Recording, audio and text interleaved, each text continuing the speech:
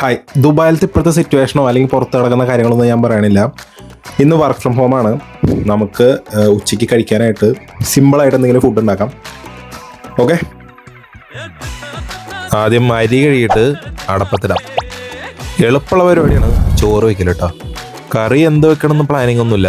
ഫ്രിഡ്ജിൽ നിന്ന് കിട്ടിയത് ഒരു സോസേജാണ്. അപ്പോൾ അത് വെച്ചിട്ട് നമുക്ക് ഒരു റോസ്റ്റ് ഉണ്ടാക്കാം. അപ്പോൾ സോസേജ് കട്ട് ചെയ്ത് ഉപ്പ്, മുളക്, മഞ്ഞൾ ഇതൊക്കെ ഇട്ട് ഒന്ന് മാഗ്നേറ്റ് ചെയ്തിട്ട് ഫ്രൈ ചെയ്ത് എടുക്കുക.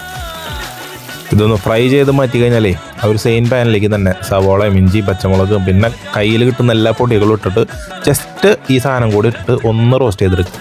അത്രേ ഉള്ളൂ, സിമ്പിൾ പരിപാടി. പിന്നെ ചെറിയൊരു മീനും കൂടെ വറുത്ത് കഴിഞ്ഞാൽ പരിപാടി സെറ്റ്. അപ്പോൾ നമ്മൾ ഫുഡ് സെറ്റ് ചെയ്തിട്ടുണ്ട് കേട്ടോ. ചോറ്, പിന്നെ സോസേജ് വെച്ചിട്ട് ഒരു കറി എന്ന് പറയാൻ പറ്റില്ല, റോസ്റ്റ് പോലത്തെ സംഭവം, പിന്നെ മീൻ വറുത്തത്.